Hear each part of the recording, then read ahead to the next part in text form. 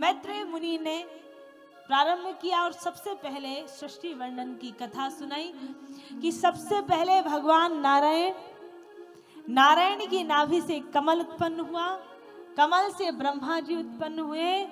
ब्रह्मा जी ने 4 मानस पुत्रों को जन्म दिया, सनक, सनंदन, सनातन और सनत कुमार। और इन चारों से कहा कि आप सृष्टि की रचना करिए।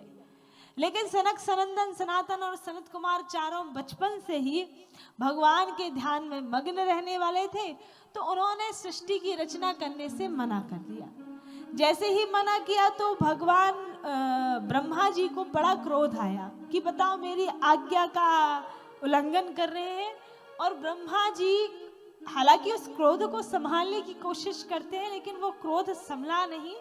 ब्रह्मा जी के दोनों बाहों के मध्य में यहाँ पर कुमारो नील लोहिता, लाल और नीले रंग के रूप में प्रकट हुआ। और उसी क्रोध में से रोते रोते एक बालक प्रकट हुआ है जिसका नाम है रुद्र। भगवान भोलेनाथ का प्रकट हुआ। बोले बाबा विश्वनाथ की जय हो। भोलेनाथ प्रकट हुए, रोते रोते प्रकट हुए, इसलिए एक नाम रुद्र भी है।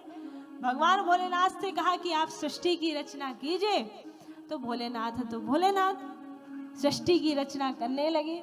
अब देखो बाबा भोलेनाथ जिस सृष्टि की रचना करें, अब बाबा तो अपने ध्यान सीताराम सीताराम की धुन में लगे रहते हैं। अब सीताराम सीताराम का जाप कर रहे हैं, तो मनुष्य को बना रहे हैं, तो मनुष्य को ऐसा बना रहे कि एक पैर दिया, एक हाथ दिया, दूसरी तरफ का हाथ और पैर देना ही भूल गए। किसी किसी के कान देना भूल गए, 10-15 जगह बस आंखें शरीर में लगा दी। तो किसी किसी के आंख छोड़ो, ना नाक है ना आंख है, कुछ नहीं, बस ये चेहरा है, कान अकेले हैं और कुछ भी नहीं है। भोलेनाथ भगवान के ध्यान में मग्न हुए, उल्टे सीधे मनुष्यों की रचना करने लगे। ब्रह्मा जी ने जैसे ही ये देखा, ब्रह्मा जी ने कहा बाबा क्या कर रहे हो? कहा आपने बोला ना कि मनुष्यों की रचना करो, तो कर रहा हूं। कहा रहने दो, आपसे नहीं होगा। आप यदि ऐसी मनुष्यों की रचना करने लगे तो सारी धरती में केवल भूत ही भूत नजर आएंगे। हमें नहीं कराना, ठीक है, आप छोड़ो। और भोलेनाथ को वहीं पर शांत किया। और आगे सृष्टि की रचना कैसे हो, इसलिए ब्रह्मा जी ने अपने शरीर के 10 अंगों से 10 ऋषियों को प्रकट किया। आंख से अत्रि ऋषि को, मन से मरीच ऋषि को, कानों से पुलस्त ऋषि को, त्वचा से भृगु ऋषि को, गोद से नारद जी को, अंगूठे से दक्ष प्रजापति को। इस तरीके से शरीर के 10 अंगों से 10 ऋषियों को प्रकट किया। अंतिम में वाणी से एक कन्या को प्रकट किया जिनका नाम है माँ सरस्वती। बोले सरस्वती मातु की जय। और सरस्वती मैया इतनी सुंदर थी कि उनकी सुंदरता पे स्वयं ब्रह्मा जी मोहित हो गए। ब्रह्मा जी ने कहा कि मैं विवाह करूंगा। लोगों ने कहा कि ये तो नियम के विरुद्ध है, आप पिता के समान हैं, ऐसा तो हो नहीं सकता। लेकिन ब्रह्मा जी ना माने, मैया सरस्वती से विवाह कर लिया। एक दिन जब उनको इस बात की गिलानी हुई, दुख हुआ, तो ब्रह्मा जी ने वो शरीर त्याग के दूसरा शरीर धारण किया।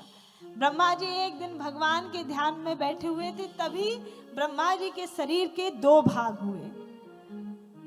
वाम भाग से एक स्त्री प्रकट हुई और दाहिने भाग से एक पुरुष प्रकट हुए। जो पुरुष है वो है महाराजा मनु, और जो स्त्री है वो है महारानी शतरूपा।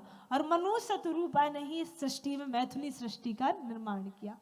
महाराजा मनु महारानी शतरूपा की 5 संतान थी, जिनमें से 3 पुत्रियां थी, 2 पुत्र थे।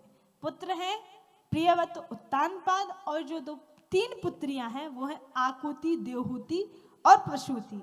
आकुति पुत्री का विवाह महाराजा मनु ने रुचि प्रजापति के साथ कराया, और इनके यहाँ भगवान का अवतार हुआ। यज्ञ नारायण भगवान ने अवतार धारण किया। दूसरी पुत्री है देवहूति। देवहूति का विवाह कपिल मुनि के साथ कराया, और देवहूति का विवाह कर्दम ऋषि के साथ कराया, क्षमा करिएगा। और कर्दम ऋषि और देवहूति के पुत्र है कपिल मुनि। कपिल मुनि ने ही इस सृष्टि में सांख्य शास्त्र का विस्तार किया। और तीसरी पुत्री है प्रसूति। प्रसूति का विवाह दक्ष प्रजापति के साथ कराया और दक्ष प्रजापति और प्रसूति के यहाँ कन्या के रूप में मैया सती ने जन्म लिया।